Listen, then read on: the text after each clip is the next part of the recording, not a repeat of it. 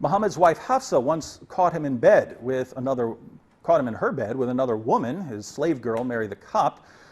He wanted to avoid conflict, so he promised that he would stop having sex with Mary. But later he received a revelation telling him not to. So he takes a vow that he's not going to have sex with his slave girl anymore. He makes a vow, he promises Hafsa and Aisha that he's not going to do this anymore.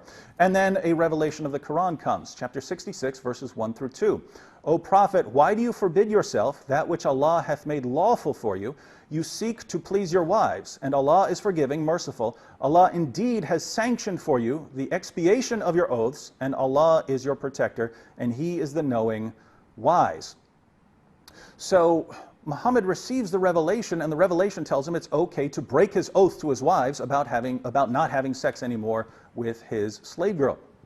Now, at this point, it just becomes very difficult to accept what Muhammad is saying about someone who came 6 centuries earlier. I might believe Muhammad if he's talking about what's happening during his time or something like that. But when he's talking about 6 centuries earlier, it becomes very difficult to take him seriously as getting revelations from God.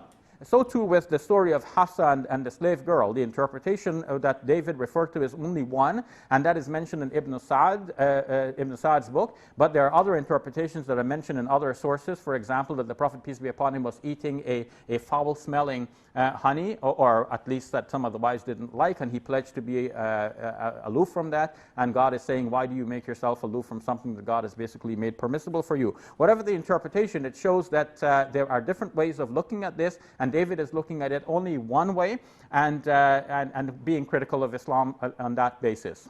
And Shabir said that Hafsa and the story of Hafsa and Aisha and the slave girl Mary the Copt is only one of the various explanations of chapter 66, verses 1 through 2 of the Quran. That's true, but here I would apply the principle of embarrassment. If you have another story about Muhammad eating honey or something like that, and then you have a more embarrassing story about Muhammad making an oath to his wives, I promise I will not have sex with this girl anymore, and then getting a revelation, the principle of embarrassment would say the one that would kind of be more embarrassing is probably the one that wasn't invented. And if there's another story, and by the way, there's no impossibility of the Quranic revelation relating to both stories. But if we had to pick one, if we think only one can be true, you would generally go with the one that probably wouldn't be invented. The other one would probably be a watered-down alternative to explain away the meaning of this verse that wouldn't be as embarrassing.